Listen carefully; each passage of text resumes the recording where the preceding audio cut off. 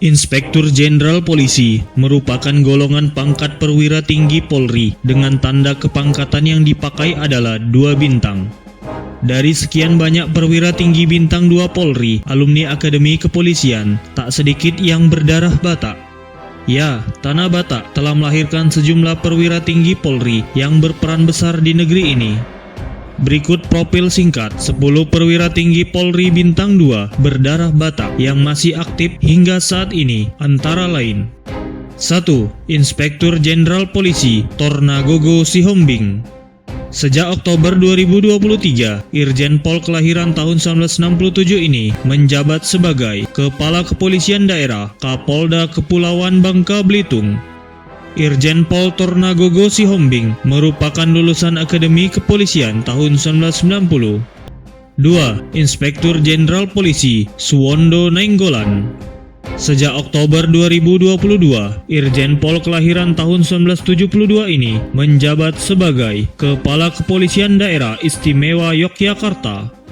Irjen Pol Suwondo Nainggolan merupakan lulusan Akademi Kepolisian tahun 1994. 3. Inspektur Jenderal Polisi Daniel Tahimonang Silitonga. Sejak Desember 2023, Irjen Pol kelahiran tahun 1968 ini menjabat sebagai Kepala Kepolisian Daerah Kapolda Nusa Tenggara Timur. Irjen Pol Daniel Silitonga merupakan lulusan Akademi Kepolisian tahun 1990. 4. Inspektur Jenderal Polisi Krisno Halomoan Siregar. Sejak Maret 2023, Irjen Pol kelahiran tahun 1969 ini menjabat sebagai Gubernur Akademi Kepolisian. Irjen Pol Krisno Siregar merupakan lulusan Akademi Kepolisian tahun 1991. 5. Inspektur Jenderal Polisi Victor Theodorus Sihombing. Sejak Desember 2022, Irjen Pol kelahiran tahun 1969 ini menjabat sebagai Kepala Divisi Hukum Polri. Irjen Pol Victor Sihombing merupakan lulusan Akademi Kepolisian tahun 1992. 6. Inspektur Jenderal Polisi Richard Marolop Nainggolan.